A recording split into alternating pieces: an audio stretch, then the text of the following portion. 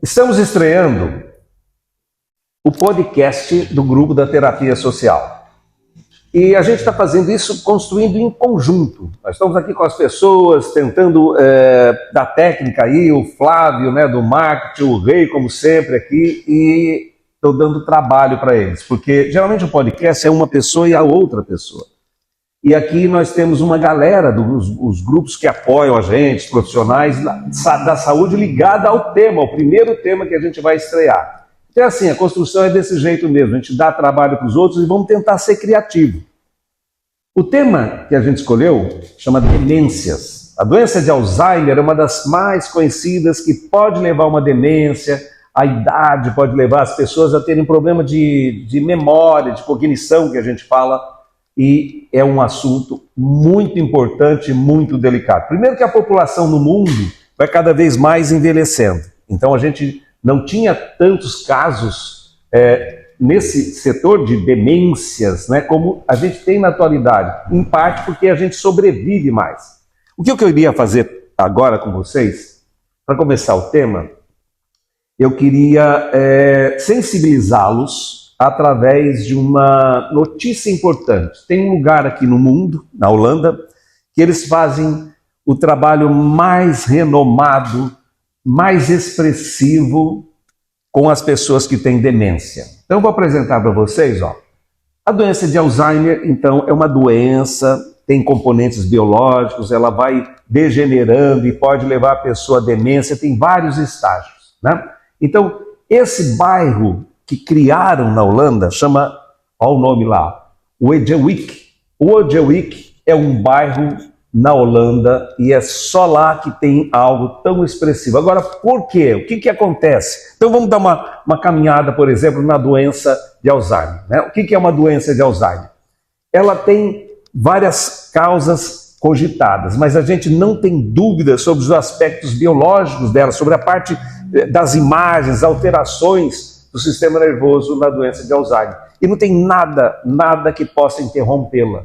A gente pode diminuir os danos de uma pessoa com doença de Alzheimer. Então a ideia aqui é a gente começar com a contribuição de vocês. Essa sensibilização, eu estou falando da parte médica, que é um quadro degenerativo, todo mundo conhece, progressivo, mas certamente quem está nos assistindo aqui agora no YouTube, no nosso canal da Terapia Social, ou na sua comodidade, ouvindo pelo Spotify esse nosso podcast, certamente vocês vão conhecer alguém que tem Alzheimer ou um parente que tem Alzheimer.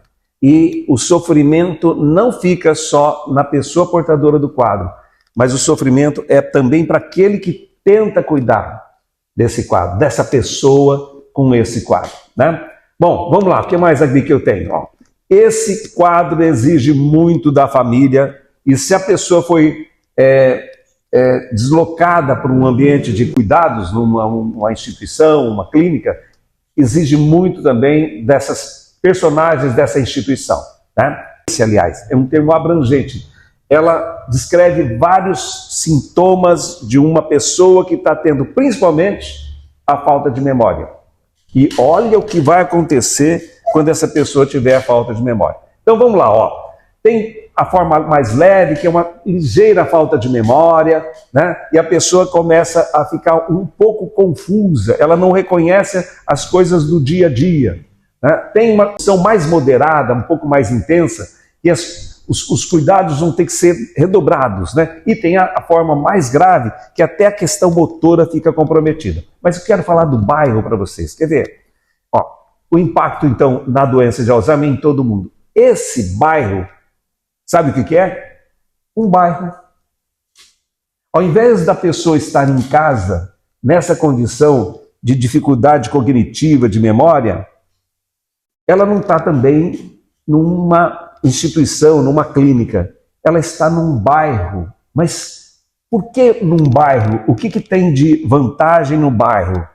Nesse bairro, gente, todas as pessoas que trabalham, elas são preparadas para atuar com a pessoa que tem Alzheimer. Tem um número pequeno até de pessoas ali, cada um em suas casas. E cerca de 52 pessoas vivem nesse bairro. Mas essa pessoa tem uma coisa chamada liberdade. Vamos fazendo cálculo aí, até onde isso é importante. Ó. Então, tem liberdade nesse bairro? Tem liberdade. Ali são fotos do bairro, mostrando que é um bairro num dos países mais desenvolvidos do mundo, do planeta.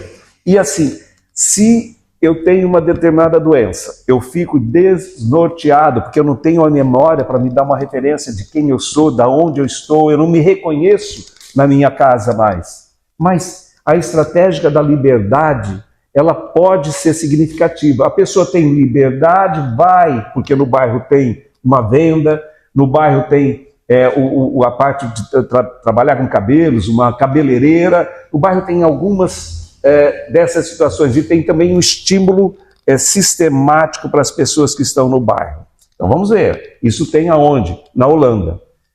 Isso não foi fácil de ser reproduzido no Japão, na França, no Brasil, porque a gente não tem criatividade aqui, não temos condições? Não, por questões sanitárias. Olha só que interessante, por questões sanitárias. Lá, os holandeses, do ponto de vista cultural, eles são muito pragmáticos. Então, quando é alguma coisa que vai dar algum resultado para a sua população, eles são pragmáticos. Bom, o que mais que eu vou mostrar para vocês? Olha, cenas de um bairro sem sofisticação. Está lá, ó, norte da Europa. Bom, o trabalho o Roger Wick foi avaliado e avaliado muito bem. Olha lá, ó, as estatísticas lá, 85% melhora na qualidade de vida dos residentes. Eles estão comparando com outras formas de trabalho. 70% tem outros benefícios, 60%, ou seja, um trabalho muito bem avaliado. Vocês estão vendo aí na tela, né, a avaliação positiva desse trabalho. Né? Então, a qualidade de vida é algo fundamental. Imagina, um ente querido que não consegue mais ter noção das coisas, nem de si, nem das coisas, e de repente a qualidade de vida dele cai vertiginosamente. Ele reage com uma série de sintomas psiquiátricos. É muito mais o psiquiatra tratando, né, as consequências do que o quadro em si. Né?